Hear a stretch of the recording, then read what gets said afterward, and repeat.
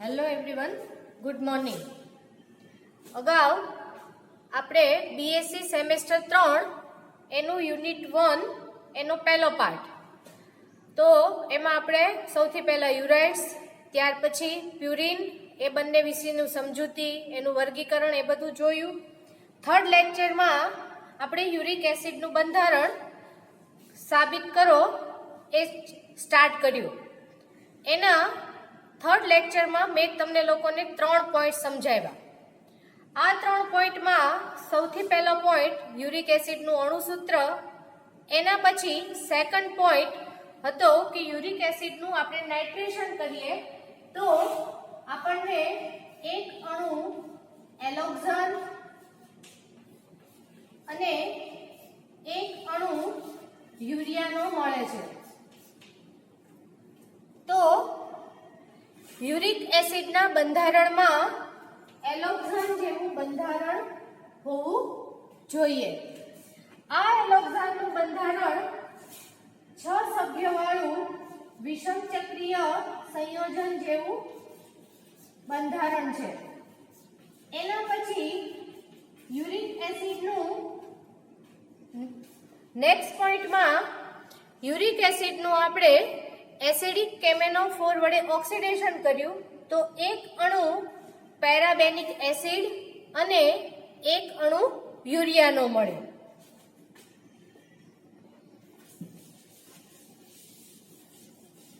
એક અણુ પેરાબેનિક એસિડ અને એક અણુ યુરિયાનો મળ્યો. તો કે યુરિક એસિડના બંધારણમાં પેરાબેનિક એસિડ અને યુરિયાના જોડાણથી જોડાયેલ કોઈ ચક્ર હોવું જોઈએ અને યુરિક એસિડમાં પેરાબેનિક એસિડ જેવું કોઈ બંધારણ હોવું જોઈએ. તો આ પેરાબેનિક એસિડનું બંધારણ 5 સભ્યવાળું વિષમ ચક્રીય સંયોજન જેવું બંધારણ હતું. તો આ 3 પોઈન્ટ ઉપરથી આપણે નક્કી કરી શક્યા કે યુરિક એસિડની અંદર એક 6 સભ્યવાળું એલોક્ઝાન જેવું અને એક 5 સભ્યવાળું પેરાબેનિક એસિડ જેવું બંધારણ હોવું જોઈએ. તો હવે નેક્સ્ટ પોઈન્ટ એટલે કે પોઈન્ટ નંબર 4 માં આપણે હવે યુરિક એસિડનું બંધારણ આ બંને ચક્રોના સંયોજાવાથી કેવું હોવું જોઈએ, કાર્બન, નાઇટ્રોજન અને ઓક્સિજન પરમાણુઓ કેવી રીતે ગોઠવાયેલા હોવા જોઈએ, એના માટે આપણે હવે પોઈન્ટ નંબર 4 ઉપર જશું. તો યુરિક એસિડનું બંધારણ સાબિત કરો એનો મેઇન પોઈન્ટ 4.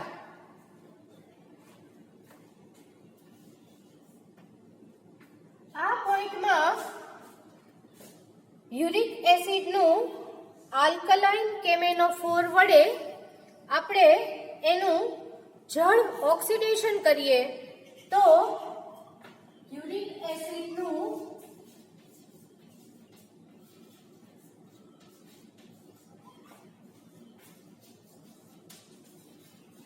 આલ્કલાઇન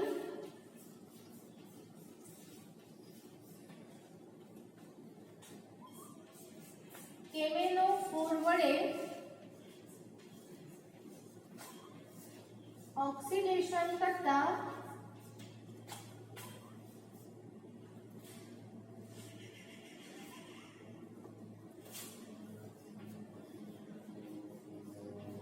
મુખ્ય નિપજ તરીકે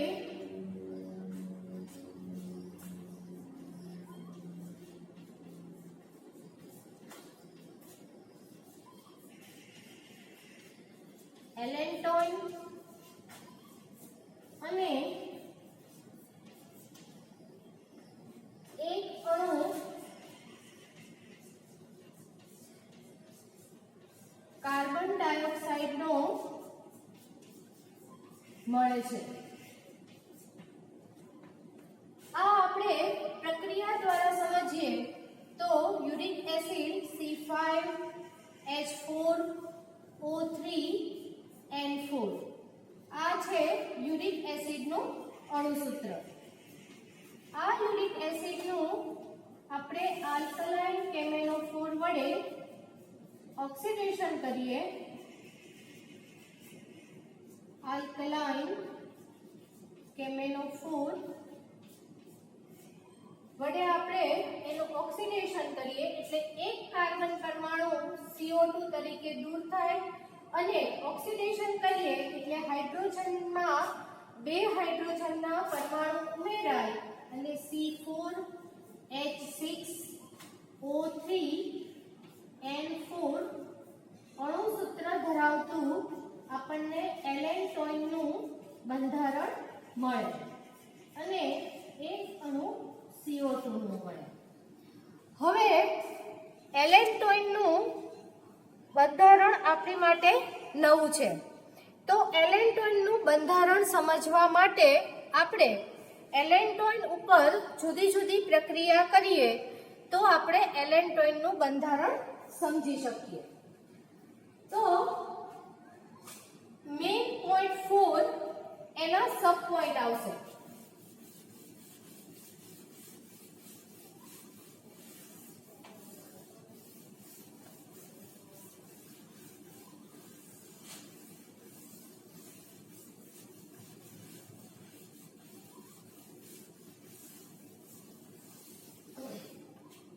તો હવે એલેન્ટોઇનનું બંધારણ સમજવા માટે આપણે એલેન્ટોઇન ઉપર જુદી જુદી 3 પ્રકારની પ્રક્રિયાઓ આપણે કરશું. તો સૌપ્રથમ એનો સબ પોઈન્ટ એ તો કે એલેન્ટોઇનનું HNO3 એટલે કે નાઇટ્રિક એસિડ વડે ઓક્સિડેશન કરતા એક અણુ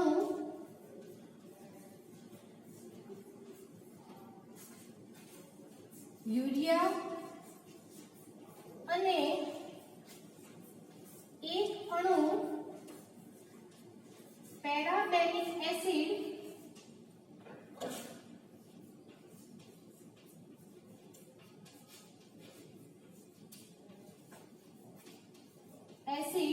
નો મળે છે.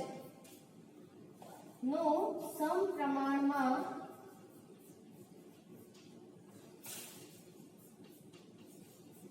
મળે છે. તો આ પ્રમાણે એલેન્ટોઇનનું HNO3 વડે ઓક્સિડેશન કરતા આપણને એક અણુ યુરિયા અને એક અણુ પેરાબેનિક એસિડનો સમપ્રમાણમાં મળે છે. તો અહીંયા આપણી પાસે યુરિયા અને પેરાબેનિક એસિડ બંનેના બંધારણ જાણીતા છે. જે આપણે પ્રક્રિયા દ્વારા લખીએ તો એલેન્ટોઇનનું અણુસૂત્ર C4H6O3N4 આ છે એલેન્ટોઇનનું અણુસૂત્ર, જેનું આપણે HNO3 વડે ઓક્સિડેશન કરીએ તો આપણને એક અણુ આ યુરિયાનો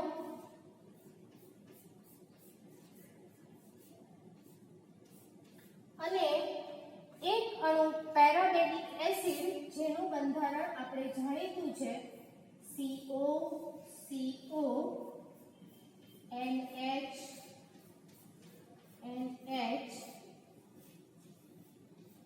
CO. આ પ્રમાણે યુરિયા અને પેરાબેનિક એસિડ પ્રાપ્ત થાય છે. તો આ એક પ્રક્રિયા ઉપરથી આપણે એવું પણ કહી શકીએ કે એલેન્ટોઇનનું બંધારણ યુરિયા અને પેરાબેનિક એસિડના જોડાણથી બનેલું હોવું જોઈએ. પરંતુ વધારે આગળ આપણે એલેન્ટોઇનનું બંધારણ સમજવા માટે આપણે એના ઉપર બીજી પ્રક્રિયા કરીએ. તો મેઇન પોઈન્ટ 4 એનો સબ પોઈન્ટ બી.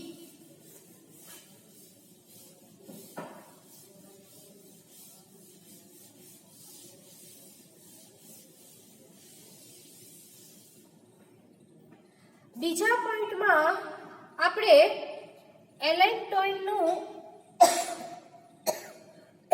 આલ્કલી વડે જળ વિભાજન કરીએ, પોઈન્ટ બી. બીજા પોઈન્ટમાં એલેન્ટોઇનનું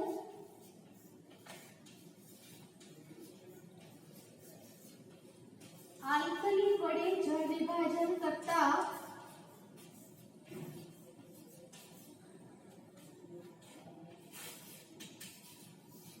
જળ વિભાજન કરતા બે અણુ યુરિયા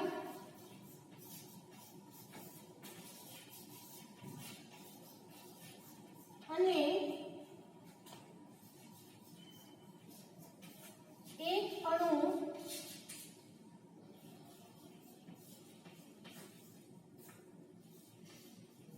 ગ્લાયોક્ઝેલિક એસિડ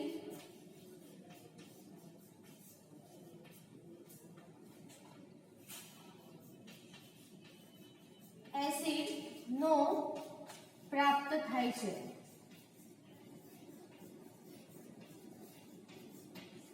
તો બીજી પ્રક્રિયામાં એનું આલ્કલી વડે આપણે જળ વિભાજન કરીએ તો બે અણુ યુરિયા અને એક અણુ ગ્લાયોક્ઝેલિક એસિડનો પ્રાપ્ત થાય છે. જે આપણે પ્રક્રિયા દ્વારા સમજીએ તો C4H6O3N4 આ છે એલેન્ટોઇન નું અણુસૂત્ર, જેની ઉપર આલ્કલી વડે આપણે જળ વિભાજન કરીએ. અગાઉ જ્યારે મેં સમજાવ્યું હતું ત્યારે પણ મેં તમને લોકોને વાત કરી હતી કે આપણે કોઈ પણ સંયોજન ઉપર જળ વિભાજનની પ્રક્રિયા કરીએ તો જળ વિભાજન દરમિયાન તેની અંદર એક પાણીનો અણુ ઉમેરાય. તો આની અંદર પણ એક પાણીનો અણુ ઉમેરાય અને બે અણુ યુરિયાના NH2CO NH2 આ યુરિયાના બે અણુ અને એક અણુ ગ્લાયોક્ઝેલિક એસિડ CHO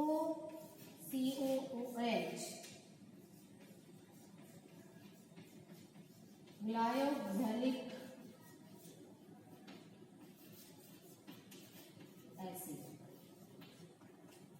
તો આ પ્રક્રિયા દ્વારા પણ આપણે એલેન્ટોઇનનું બંધારણ નક્કી કરી શકીએ કે એલેન્ટોઇનના બંધારણમાં આ રીતે યુરિયાના બે અણુ અને બે કાર્બન વાળો કોઈ એસિડ આ પ્રમાણે જોડાવાથી એલેન્ટોઇનનું બંધારણ બનતું હોવું જોઈએ.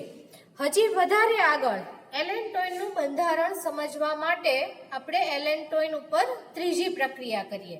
એક વખત ઓક્સિડેશન કર્યું, એક વખત એનું આલ્કલી વડે જળ વિભાજન કર્યું. હવે ત્રીજી પ્રક્રિયામાં આપણે એલેન્ટોઇનનું 100 સેન્ટીગ્રેડ તાપમાને HI સાથે રિડક્શન કરીએ તો આપણને કઈ પ્રક્રિયા થાય તે આપણે સમજીએ.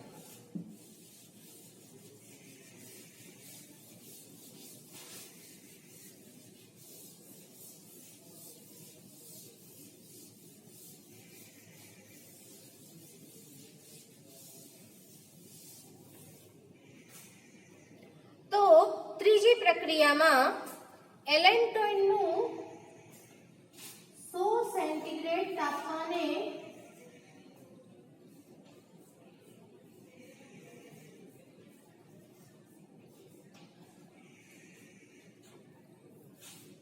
HI વડે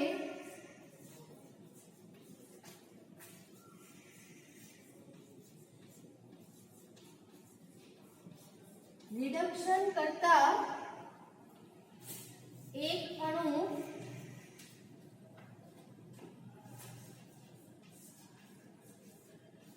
યુરિયા અને એક અણુ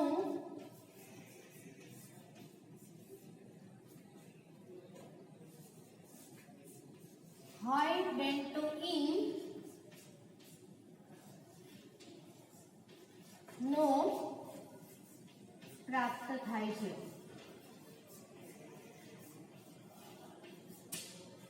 જે આપણે પ્રક્રિયા દ્વારા સમજીએ તો C4H6O3N4 આ છે એલેન્ટોઇન નું અણુસૂત્ર, જેનું આપણે HI વડે 100 સેન્ટીગ્રેડ તાપમાને રિડક્શન કરીએ. આ બધી જ કન્ડિશન જ્યારે આપણે પ્રક્રિયા દર્શાવીએ ત્યારે લખવી જરૂરી છે. તો એક અણુ યુરિયા NH2CONH2 જે છે યુરિયા, અને એક અણુ હાઈ ડેન્ટોઇન જેનું બંધારણ આ પ્રમાણેનું છે COCH2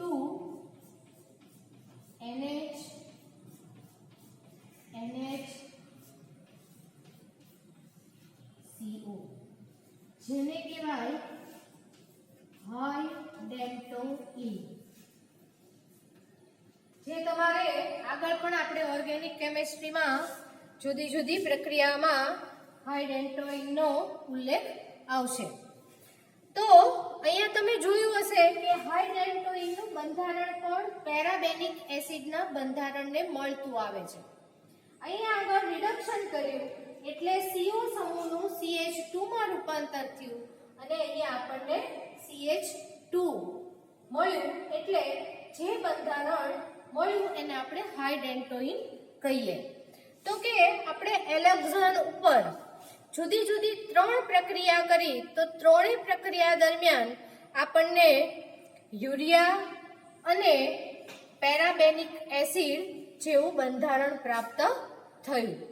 તો આ ત્રણેય પ્રક્રિયાને આધારે આપણે કહી શકીએ કે એલેન્ટોઇનનું બંધારણ યુરિયા અને પેરાબેનિક એસિડના જોડાણથી બનેલું હોવું જોઈએ. તો આ પ્રક્રિયા પછી આપણે એક લાઈન લખવી ફરજિયાત છે.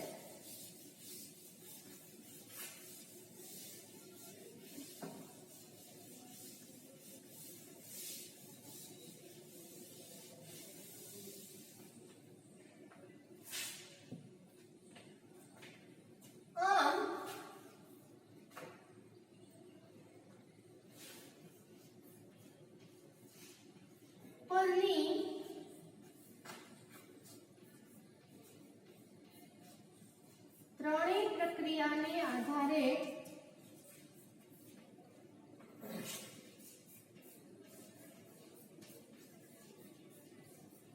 કહી શકાય કે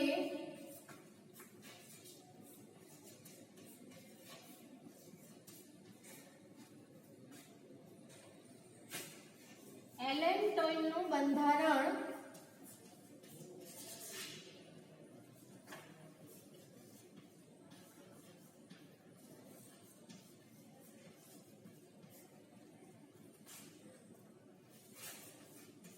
યુરિયા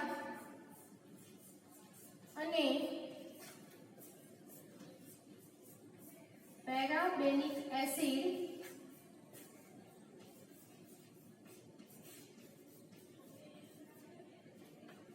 ના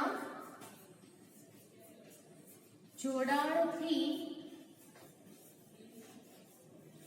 બનેલું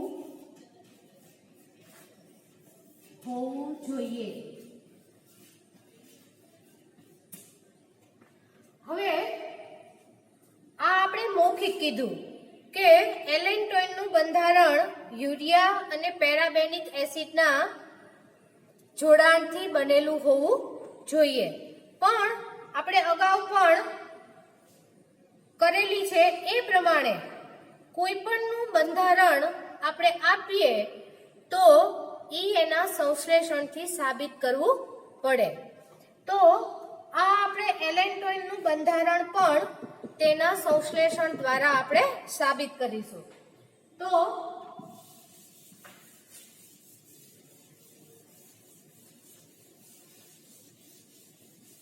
મેઇન પોઈન્ટ 4 ની અંદર જ એનો સબ પોઈન્ટ બી આવશે કે એલેન્ટોઇન નું બંધારણ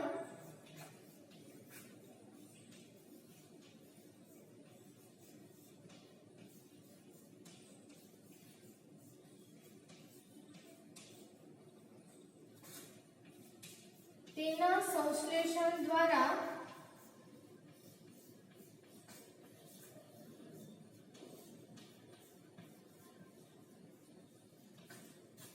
નીચે પ્રમાણે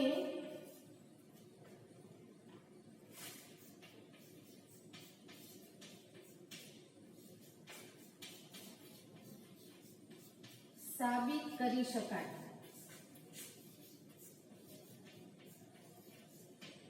તો હવે આપણે એલેન્ટોઇન નું બંધારણ કેવું હોય છે તેના આપણે સંશ્લેષણ દ્વારા સાબિત કરીએ. તો અહીંયા પ્રાથમિક નિષ્કર્ષ તરીકે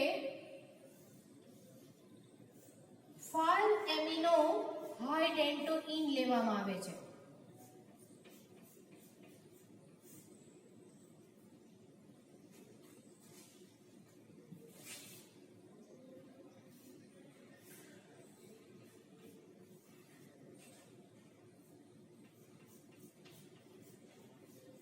આ છે 5 એમિનો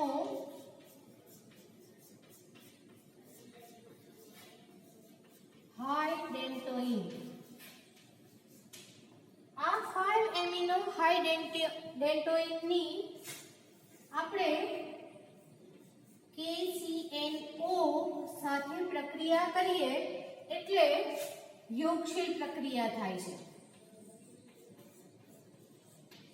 આ યોગશીલ પ્રક્રિયા દરમિયાન આ એક એમિનો સમૂહનો હાઇડ્રોજન જે આ પોટેશિયમ સાથે જોડાશે અને આપણને આ રીતનું બંધારણ પ્રાપ્ત થશે.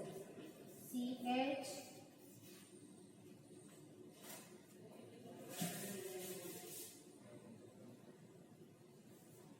CO CH NH NH CO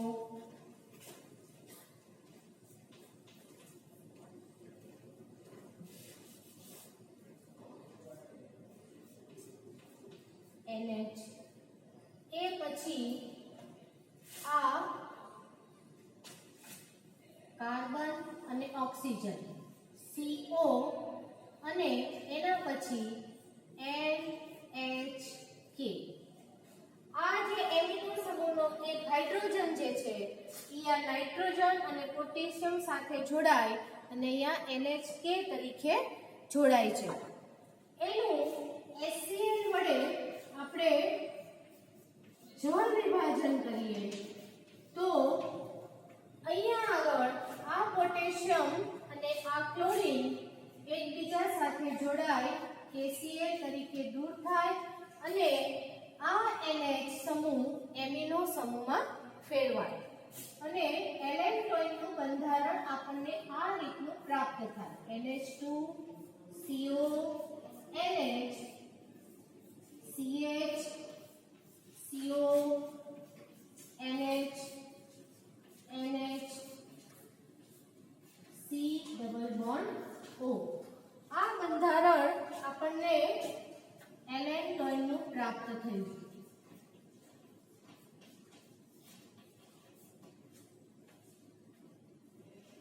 તો યુરિક એસિડનું બંધારણમાં આ ચોથો પોઈન્ટ કે જે એલેન્ટોઇનનું આપણે બંધારણ કેવું હોય અને જે તેના સંશ્લેષણથી આપણે સાબિત કર્યું. આ બંધારણને આધારે આપણે હવે યુરિક એસિડનું બંધારણ કેવું હોય તે આપણે નક્કી કરી શકીએ. તો હવે આવશે મેઇન પોઈન્ટ 5.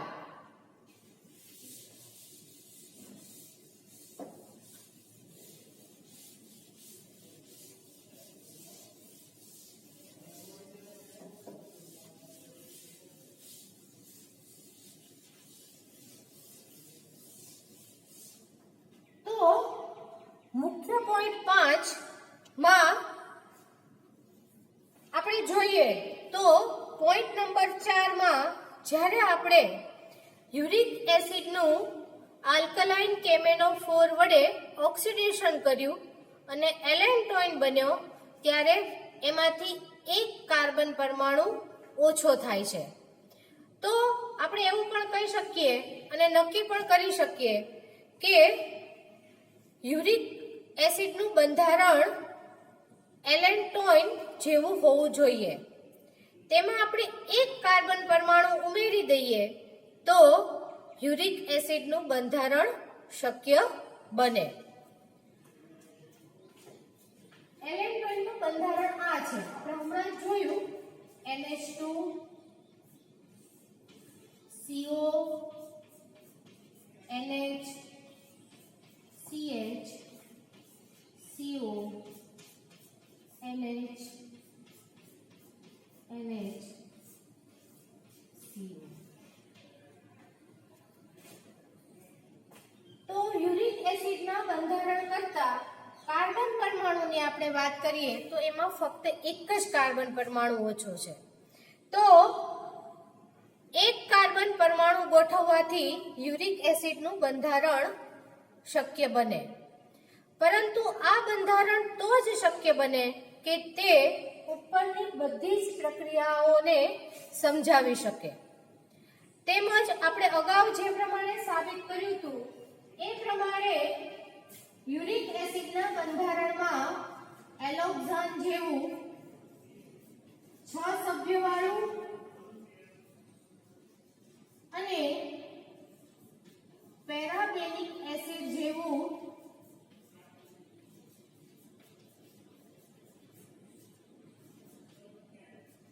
5 સભ્યવાળું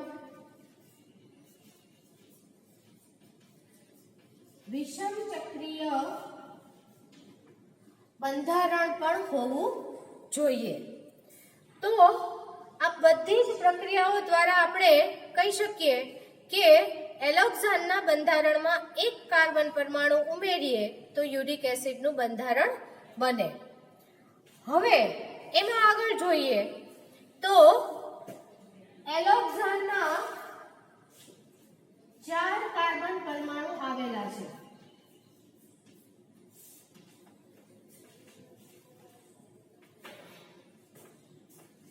સોરી, અહીંયા એલોક્ઝાન નહીં આવે, એલેન્ટોઇન આવશે. એલોક્ઝાન. તો અહીંયા આપણે લખીએ તો એલોક્ઝાનમાં 4 કાર્બન પરમાણુ આવેલા છે અને પેરાબેનિક એસિડમાં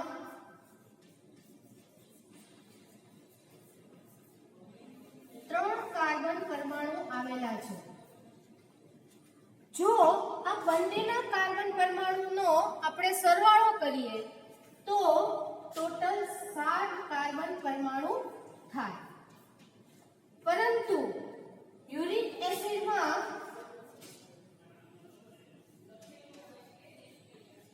5 જ કાર્બન પરમાણુ આવેલા છે.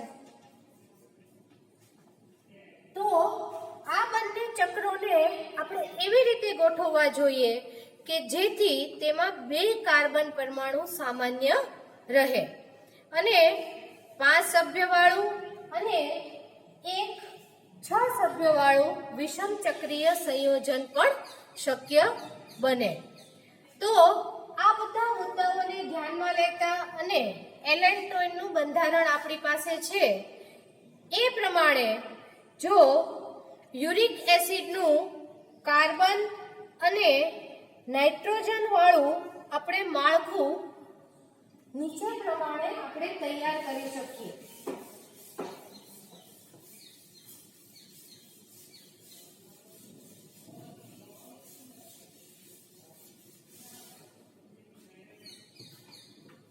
તો આ પ્રમાણે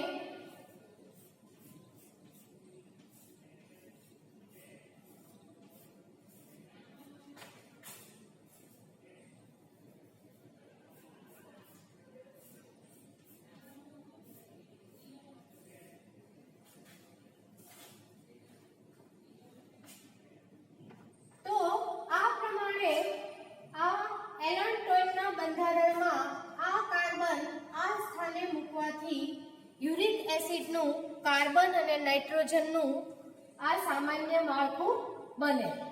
આ માળખું ઉપરની બધી જ પ્રક્રિયાઓને સમજાવી શકે, તેમજ અગાઉ પ્રમાણે આપણે જે પ્રમાણે જોયું તો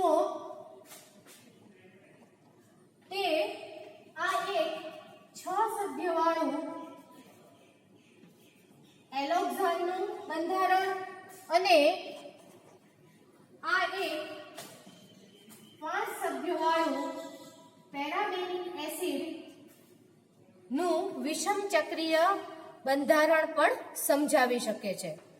તો આ પ્રમાણે એલોક્સાન અને પેરાબેનિક એસિડ જે બંને એકબીજા સાથે 1 2 3 4 5 6 7 8 અને 9, તો આ બંને જે આ ચોથા અને 5મા નંબરના સામાન્ય કાર્બન સાથે જોડાય અને આ બંધારણ બને. તો હવે નેક્સ્ટ લેક્ચરમાં આપણે આગળ જોશું. તો આજે આપણે યુરિક એસિડના બંધારણનું સમજવા માટે 2 પોઈન્ટ સમજ્યા, પોઈન્ટ નંબર 4 અને પોઈન્ટ નંબર 5. તો પોઈન્ટ નંબર 4માં આપણે એનું આલ્કલાઇન કેમેનોફોર વડે ઓક્સિડેશન કર્યું તો એલોક્સાન મળ્યો. આ એલોક્સાનનું બંધારણ કેવું હોય તે સમજવા માટે જુદી જુદી 3 પ્રક્રિયાઓ કરી, એના દ્વારા અને સંશ્લેષણ દ્વારા આપણે એલોક્સાનનું બંધારણ સમજ્યા. હવે એના ઉપરથી આપણે યુરિક એસિડનું બંધારણ સમજવા માટે જોયું કે એલોક્સાન કરતાં યુરિક એસિડમાં એક જ કાર્બન પરમાણુ વધારે છે અને આ કાર્બન પરમાણુ આપણે એલોક્સાનના બંધારણમાં જો ગોઠવીએ તો યુરિક એસિડનું બંધારણ બને. પરંતુ આ બંધારણ તો જ બને કે જો તે ઉપરની બધી જ પ્રક્રિયાઓને સમજાવી શકે, તેમજ તેનામાં એલોક્સાન જેવું 6 સભ્યવાળું અને પેરાબેનિક એસિડ જેવું 5 સભ્યવાળું વિષમ ચક્રીય બંધારણ આવેલું હોય તો. જે આપણે જોયું તો આ બંને બંધારણ ચોથા અને 5મા નંબરના કાર્બન દ્વારા એકબીજા સાથે જોડાયેલા છે અને યુરિક એસિડનું કાર્બન અને નાઇટ્રોજન વાળું માળખું આ રીતે બને. જેનું યુરિક એસિડનું આપણે અણુસૂત્ર જોઈએ તો યુરિક એસિડના અણુસૂત્ર પ્રમાણે તેમાં 5 કાર્બન 1 2 3 4 અને 5 અને 4 નાઇટ્રોજન આવેલા છે. તો હવે નેક્સ્ટ લેક્ચરમાં આપણે આખું આપણું બંધારણ પૂરું થઈ જશે, જેમાં યુરિક એસિડના હાઇડ્રોજન અને ઓક્સિજન કેવી રીતે જોડાયેલા હોય, કયા સ્થાને આવેલા હોય તે આપણે સમજશું. Okay, thank you.